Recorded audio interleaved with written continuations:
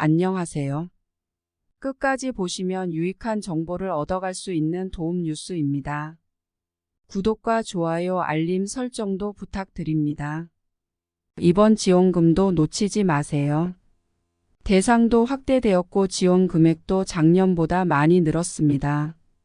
그렇지만 신청 기간을 놓치게 되면 감액 당하거나 받을 수 없게 됩니다. 대상이 되는지 꼭 알아보시고 주변 분들에게도 알려주시면 좋겠습니다. 신청 기간 안에 빠지지 않고 신청해야 이번 지원금을 받으실 수 있습니다. 이번 지원금은 개정된 이후 10% 정도 인상된 지급액을 받을 수 있습니다. 신청 기간이 지난 후 늦게 신청하게 되면 지원금이 삭감된다고 하니 미리미리 잘 알아두셨다가 꼭 신청하시면 좋겠습니다. 소득이 적어서 생활고에 시달리는 근로자와 사업자 가구에게 정부에서 근로장려금을 지급하고 있습니다. 또한 자녀 장려금은 임신과 출산을 장려하기 위해 부양 자녀가 있는 저소득층 가구에게 일정 금액을 지원하는 제도입니다. 2015년 도입되어 매년 5월에 신청할 수 있으며 9, 10월 1회에 한해 부양 자녀 1명당 최대 70만 원을 받을 수 있었습니다. 이번에 지급하게 되는 지원금은 많은 부분이 달라지게 됩니다.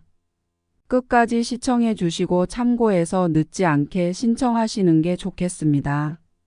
저소득 가구 근로를 장려하고 소득을 지원하기 위해 근로자녀 장려금 제산 요건을 확대하고 최대 지급액 인상도 이루어졌습니다. 제산 요건은 2억 미만에서 2억 4천만 원 미만으로 인상되었으며 최대 지급액도 10% 정도 상향되었습니다. 근로장려금 정기 신청에 대해 이야기해 보려고 합니다. 자녀가 있거나 작년에 소득이 부족했다면 정부의 지원 제도를 놓치지 말아야 합니다. 5월 1일부터 31일까지 근로장려금 신청 기간이 있습니다. 정기와 반기로 나뉘는데 신청 기간 내에 신청하지 않으면 10% 감액 지급이 됩니다.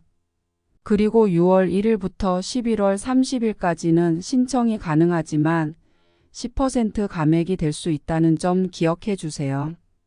근로장려금은 근로사업, 종교인 소득이 있는 거주자 배우자 포함 중 소득 재산 요건을 충족한 경우 지원받을 수 있는 정부의 지원 제도입니다.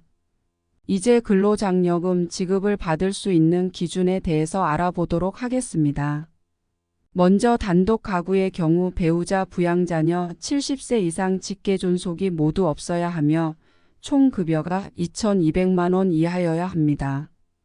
홀벌이 가구는 배우자 또는 부양자녀 또는 70세 이상 직계존속이 있는 가구를 의미합니다.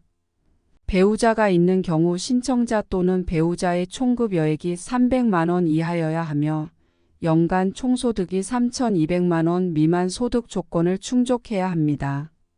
마지막으로 맞벌이 가구는 신청인과 배우자가 각각 총급여액이 300만 원 이상이어야 하고 연간 총소득이 3,800만 원 미만이어야 합니다. 맞벌이이지만 월 소득이 300만 원 이하인 경우 헛벌이 가구 기준을 적용받습니다. 그리고 근로장려금 지급 금액은 전년도보다 늘어났는데 단독 가구는 최대 165만 원, 홀벌이는 285만 원, 맞벌이는 330만 원을 각각 받을 수 있습니다. 근로장려금 신청 기간은 5월 1일부터 5월 31일까지이며 기한을 지나면 10% 감액 지급이 되니 꼭 기간 내에 신청해 주세요. 2023년 근로장려금 신청 조건과 방법에 대하여 알려드리겠습니다. 이전에는 근로자들만 대상이었지만 이제는 사업자나 종교인도 대상에 포함되어 있으니 참고해 주세요. 근로장려금 신청 대상이 되기 위해서는 가구, 소득, 재산 요건 모두 충족해야 합니다. 그렇다면 총 소득을 어떻게 계산하는지 궁금하시죠? 근로소득은 총급여액, 사업소득은 총수익금액의 업종별 조정률을 곱한 가, 종교인 소득은 총수익금액, 기타 소득은 총수익금액에서 필요경비를 뺀 값으로 계산됩니다. 이자, 배당, 연금소득은 총수익금액에 포함되지만 비과세, 퇴직, 양도소득은 제외됩니다. 직장인이라면 2022년 총급 여액을 확인하시면 되고, 개인 사업자라면 총 수익 금액의 업종별 조정률을 적용하시면 됩니다. 이렇게 간단하게 총 소득을 계산할 수 있습니다. 근로장려금을 받을 수 있는 자격을 충족하신다면 꼭 신청하시길 바랍니다. 근로장려금과 자녀장려금을 받기 위해서는 재산 요건이 있습니다. 모든 가구원이 소유한 재산의 합이 2억 4천만 원 미만이어야 하며 이는 2022년 6월 1일 기준입니다. 재산은 주택, 토지, 건물, 예금 등을 포함하며 부채는 차감하지 않습니다. 자녀장려금은 단독 가구에게는 지급되지 않으며 총소득이 4천만 원 미만인 헛벌이 가구와 맞벌이 가구만 신청할 수 있습니다. 자녀장려금을 신청할 수 있는 분들은 다음과 같습니다. 본인 배우자 18세 미만 아들 3인 가구로 혼자 직장에 다니면서 2022년 총소득 금액이 3,200만 원 미만인 경우 근로장려금과 자녀장려금을 신청할 수 있습니다. 맞벌이를 하는 경우 부부 합산 총소득이 3,800만 원 미만인 경우에 자녀장려금을 신청할 수 있습니다. 또한 혼자 독립해서 사회생활을 하는 1인 가구는 총소득 금액이 2,200만 원 미만인 경우에 자녀장려금을 신청할 수 있습니다. 하지만 국적을 보유하지 않거나 전문직 사업을 하는 분들은 자녀장려금을 받을 수 없습니다. 2022년 정기분 근로자녀장려금은 2023년 5월 1일부터 5월 31일까지 신청이 가능하며 2022년 귀속 기한 후 신청하는 근로자 및 자녀는 2023년 6월 1일부터 11월 30일까지 신청이 가능합니다. 단 이 경우는 10% 감액이 있으니 꼭 5월 안에 신청하시는 게 좋겠습니다. 근로자녀장려금을 신청하려면 국세청 홈택스에 로그인한 후 신청, 제출 메뉴에서 근로자녀장려금 신청하기를 선택하면 됩니다.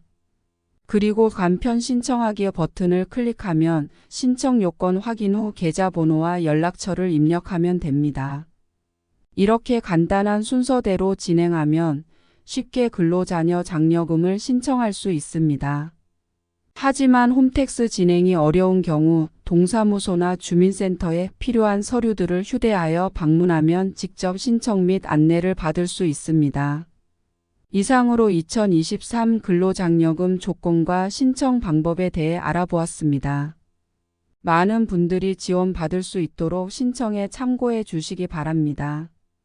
다음에 더 유익한 정보로 찾아뵙겠습니다. 영상을 끝까지 봐주셔서 감사드립니다. 구독과 좋아요, 알림 설정도 부탁드립니다. 항상 건강하시고 감사합니다.